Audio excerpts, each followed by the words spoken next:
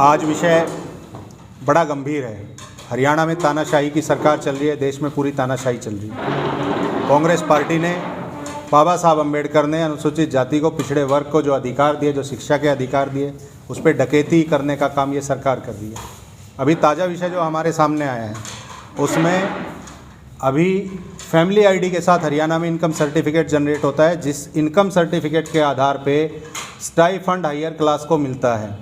जितने भी higher education में बच्चे एडमिशन लेते हैं उनको छात्रवृत्ति योजना के तहत जो छात्रवृत्ति मिलती है वो उसी इनकम सर्टिफिकेट के आधार पे मिलती है। हरियाणा सरकार ने पोर्टल के आधार पे उसको फैमिली आईडी से अटैच किया और अब पोर्टल से वो जारी होता है। 3 महीने पहले अभी हमारे अनुसूचित जाति के परिवारों के बच्चों ने जब एडमिशन लिया उस समय 2.5 लाख रुपए इनकम का सर्टिफिकेट हरियाणा सरकार ने जारी किया 9/6/2023 को।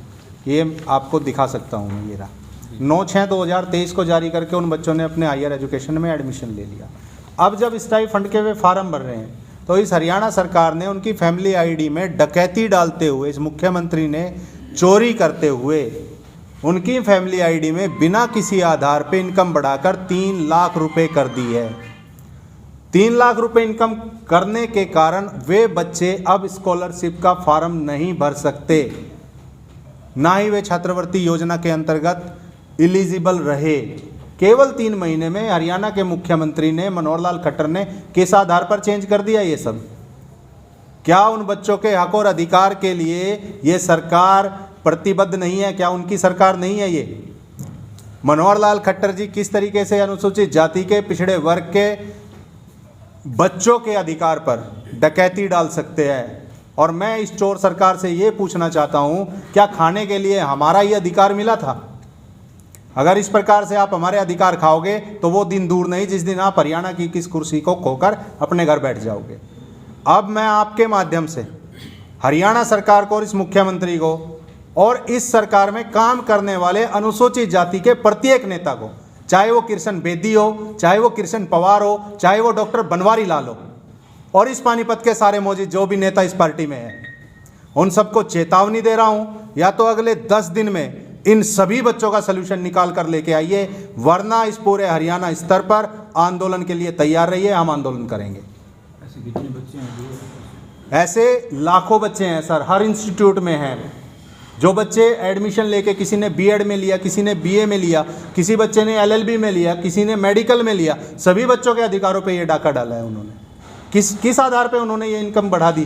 2.5 लाख आप उनकी इनकम सर्टिफिकेट जारी करके एडमिशन दिलवा रहे हो, आज उस इनकम को आप 3 लाख रुपए कर देते हो ताकि वे फार्म ना भर सके। लाखों बच्चों का अधिकार खा रहे हैं सर। और एक और मामला पहले आया था ये अधिकार खाने का, उसको दबा दिया गया। कृष्ण बेदी जी उस समय अनुसूचित जाति के विभाग के मंत्री थे, उन्होंने करोड़ों रुपए छात्रवृत्ति योजना में घोटाला किया था। उसकी जांच भी हुई, लेकिन जांच किस सिरे पे पहुंची? ये सरकार दोबारा बनी और उसने जांच को दबा दिया।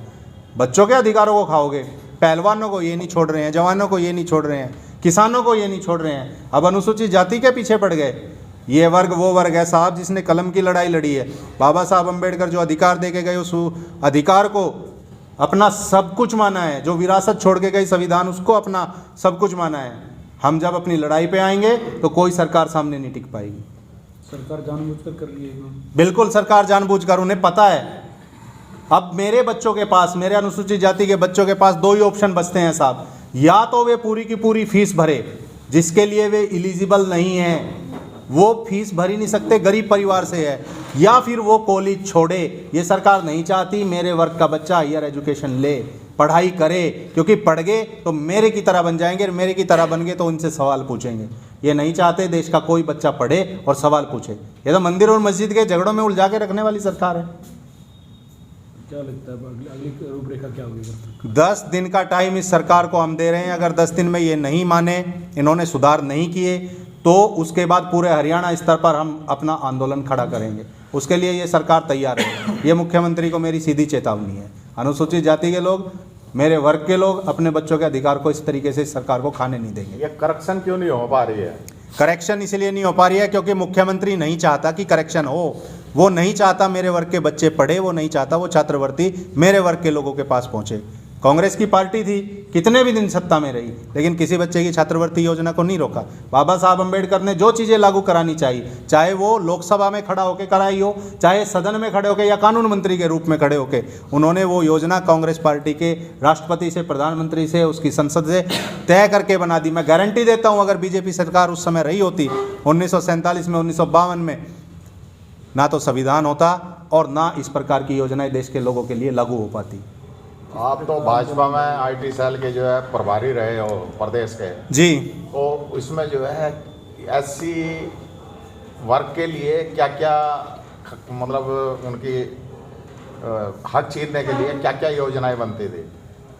जब मैं रहा तब तक तो मैंने कुछ नहीं बनने दी। मेरे आने के बाद क्या क्या ये लोग बना रहे हैं, इसका तो मैं विश्लेषण नहीं कर पाऊंगा। किस तरह का आंदोलन की तैयारी रूपरेखा आप तैयार करें हुए जो समय आता है? कल पूरे हरियाणा स्तर पे इस चीज़ के लिए ज्ञापन दिए जाएंगे डीसी को ज्ञापन दे के, क्योंकि कानूनी लड़ाई लड़ेंगे हम।